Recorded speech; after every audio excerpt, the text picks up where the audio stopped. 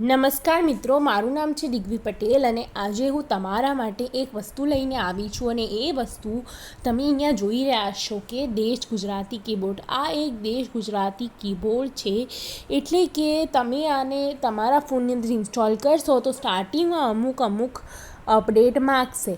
તો તમારે એ જે અપડેટ માંગે ને એ અપડેટ ભરી દેવાની. સૌથી પહેલાં તમે જ્યારે અહીંયા સર્ચ કરશો ને તમારા પ્લે સ્ટોરમાં જઈને ત્યારે તમારે અહીંયા લખવાનું છે કે દેશ ગુજરાતી કીબોર્ડ. અહીંયા તમે જુઓ તો ગમે તે કીબોર્ડ તમને મળી જશે. તમે કોઈ બી ભાષાનું પણ તમે અહીંયા લઈ શકો છો. દેશ પછી એ ભાષાનું નામ અને કીબોર્ડ તમારે લખી દેવાનું. ભારતમાં ટોટલ 28 રાજ્યોની 22 ભાષાઓ છે અને 6 રાજ્યોના લોકો હિન્દી બોલે છે. તો તમારે ખાલી દેશ આમાં તમે જોઈ શકો છો કે કન્નડા, તમિલ, હિન્દી, મરાઠી, ગુજરાતી અને તેલુગુ આ રીતે તમને મળી જશે. તમે કોઈ પણ આમાંથી ઇન્સ્ટોલ કરો, અપડેટ તો સેમ જ માગશે. તો હું અહીંયા ગુજરાતમાં રહું છું અને ગુજરાતી લોકો માટે મેં સરળ કર્યું છે આ વસ્તુ કે આજે તમને દેશ ગુજરાતી કીબોર્ડ માટે બતાવું છું. તો ખોલતા જ અહીંયા મારે તો ઓલરેડી મેં કરી દીધું છે ઇન્સ્ટોલ અને મેં અપડેટ પણ કરી દીધું છે. કઈ રીતે કઈ જગ્યાએ શું અપડેટ કર્યું એ તમને કહેવાનું છે. તો અહીંયાથી તમે ગમે તે સિલેક્ટ કરી શકો છો. બરાબર, અહીંયા તમે સમજી ગયા કે તમારે તમારી જાતે જ કંઈ લખવાનું છે. બરાબર, આ જે પહેલું છે હેન્ડ રાઇટિંગનું છે, બીજું છે જે લખવું હોય એ તમે લખી શકો છો. સાથે સાથે તમે અહીંયા દબાવો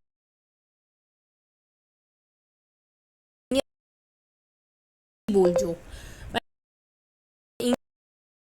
તમે ગુજરાતીમાં બોલશો પણ લખાશે અંગ્રેજી. હવે આગળ વધીએ તો અહીંયા ગુજરાતીના અક્ષરોમાં લખવા માટે અને ઇંગ્લિશ રાખશો તો ઇંગ્લિશના અક્ષરમાં લખવા માટે તમારે જે રાખવું હોય તો તમે તમારી રીતે પસંદ કરી શકો છો. પછી થીમ્સ ઉપર આવીને અહીંયાથી તમે ગમે તે થીમ લઈ શકો છો. જેમ કે આમાં મારે પીળો કલર છે તો મારે કલર અગર આ રાખવો હોય તો હું એ કલર પણ રાખી શકું છું. મારે જે કલર જોઈએ એ કલર હું મારી મનપસંદીથી અહીંયા રાખી શકું છું. તમે પણ તમારી મરજીથી તમારો મનપસંદ રંગ અહીંયા રાખી શકો છો.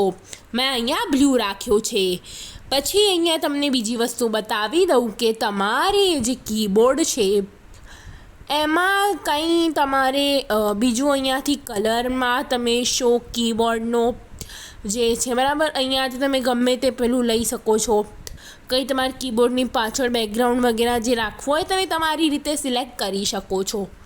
તો આ બધી હતી થીમ્સ. હવે સેટિંગની અંદર વાત આવ્યા પછી તમે થીમ્સમાં જઈ શકો છો. સેટિંગ્સની અંદર પણ અહીંયા તમને થીમ્સ આપેલું જ છે.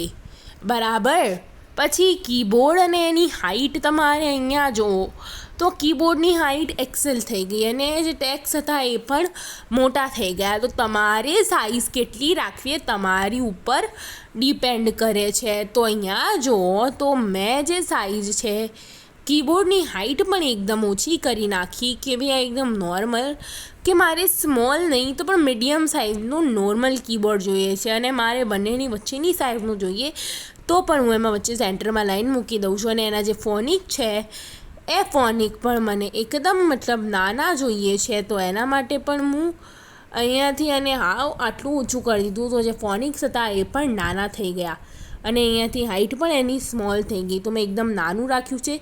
બોટમ સ્પેસમાં તમે અહીંયા જોઈ શકો છો કે તમારે બોટમ સ્પેસ જે છે આટલી છે, તમારે એને મોટી કરવી હોય તો પણ તમે કરી શકો છો.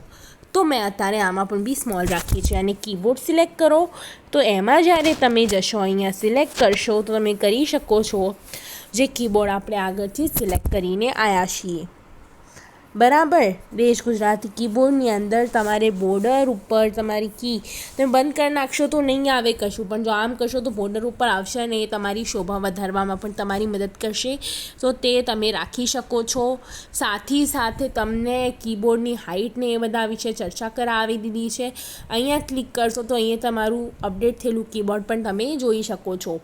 હવે આગળ આપણે વાત કરીએ તો સાઉન્ડ્સ એન્ડ વાઇબ્રેશનની. તો અહીંયા જુઓ કે મેં ટેપ સાઉન્ડ જે છે એની અંદર તમે લખો એટલે ટેપ સાઉન્ડ પણ અહીંયા રાખી લીધેલો છે. ઠીક છે.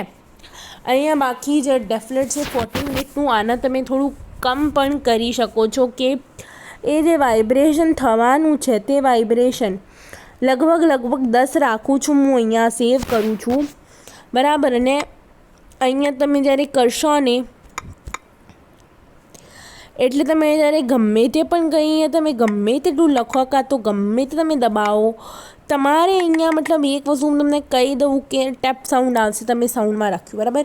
સાથે સાથે બીજી વસ્તુ કે તમારા સાઉન્ડ એન્ડ વાઇબ્રેશનની અંદર બાકી તો બધું ઠીક હતું. સાઉન્ડ લેવલ તમે તમારી રીતે 100 કર્યો તો 100 કર્યા પછી એટલો વધારે સાઉન્ડ આવે. તો સાઉન્ડનું લેવલ તમે તમારી રીતે નોર્મલ જસ્ટ 40 જેટલું રાખું છું હું. અગર તો મેં 40 જેટલું કરીને 41 કે જેટલું કરવું હોય, ચલો આપણે 50% રાખી લઈએ. બરાબર. અને 50% જેવું થાય એનો મતલબ કે સિસ્ટમ બરાબર માને છે કે 50% હોવું જોઈએ. એટલે સિસ્ટમ પ્રમાણે આપણે અહીંયા 50% સેટ કર્યું છે આપણું એ પેલું લેવલ. બરાબર. તો આ રીતે તમે પણ તમારા કીબોર્ડની અંદર કરી શકો છો. અને તમારી જોડે ગમે તે કીબોર્ડ હોય, તમારે આ જ પ્રોસેસ અપનાવવાની છે. અમે ગુજરાતીમાં કીધું છે કારણ કે આ દેશી ગુજરાતી લોકો માટે ગુજરાતી કીબોર્ડની ફેસિલિટી કરી હતી. ઇમોજીસ અને નંબરમાં જતા રહ્યા પછી તમે જ્યારે આ બધું મોટું કરી નાખશો, બરાબર, તો આ રીતે તમે કરી શકો છો. અને આવા તમે કેન્સલ કરીને કરી શકો છો કે તમે ગુજરાતી પણ દેખાવા જોઈએ નંબર.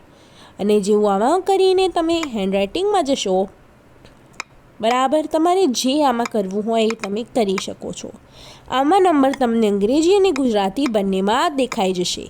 બરાબર છે. તો આ કામ કરવું ભૂલતા નહીં. પછી જ્યારે હું વાત કરું તમારી જોડે ટાઈપિંગની, તો ટાઈપિંગની અંદર તમે અહીંયા બધું જ જે છે એ ચાલુ રાખ્યું છે. ડબલ સ્પેસ ફૂલ સ્ટોપ એટલે કે જ્યારે તમે કંઈ કરશો, કંઈ લખશો, જેમ કે મેં લખ્યું દિગવી. બરાબર. હવે હું 2 સ્પેસ આપી દઉં તો ફૂલ સ્ટોપ થઈ જશે. તો એ મારે નથી રાખવું, તો મેં એમાં કરી દીધું છે અહીંયા કેન્સલ. બરાબર. તમારે જે રાખવું હોય તમારી રીતે તમે અહીંયા સેટ કરી શકો છો.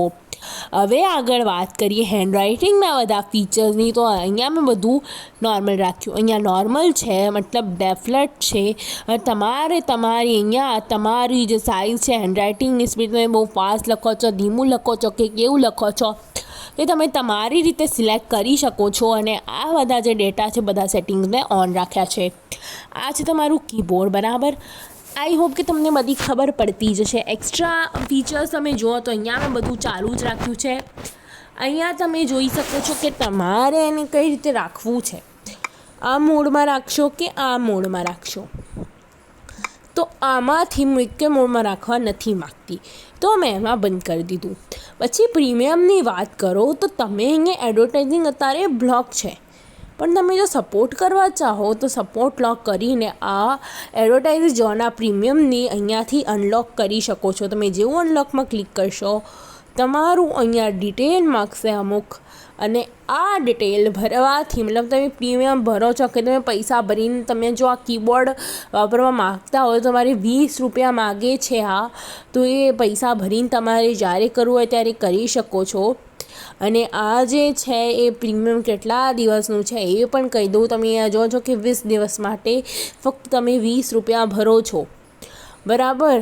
તો તમારે તમારી મરજી કે તમે એક કામ કરો કે કશું જ ના કરો. પ્રીમિયમ લીધા વગર જ્યાં સુધી તમને મફતમાં વાપરવા મળે છે ત્યાં સુધી આ અનલોક કરવાની તમારે કોઈ જરૂર નથી. આપણે મફતમાં જ બધું વાપરીએ છીએ, કારણ કે મેં તમને જેટલી બી વસ્તુઓની વાત કરી મેં હંમેશા મફત માટે જ કીધું. અહીંયા બધા તમારા ડેટા ભરાયેલા રહેશે. તમારે જે ડેટાને ક્લિયર કરવું હોય તમે ક્લિયર કરી શકો છો. પછી એ પરમનન્ટલી ડિલીટ હશે તો તમારે કરવું હોય તો કન્ફર્મ ને કેન્સલ તમે કરી શકો છો. બરાબર. તો આ તમારું મદદ. અગર તમને કોઈ મદદ જોતી હોય તો હેલ્પ તમારી અહીંયા મદદ કરશે. મેસેજ લખો, તમારો વોટ્સએપ નંબર લખો અને કન્ટિન્યુ ઉપર ક્લિક કરો કે તમારું તકલીફ શું છે. તમારો વોટ્સએપ નંબરમાં તમને સજેશન મળશે અને અહીંયાથી તમે ભાઈ જ્યારે કન્ટિન્યુ કરશો એટલે આગળ તમારે બધી જે પ્રોસેસ જે ડિટેલ માગે એ ભરીને કરી લેવાનું.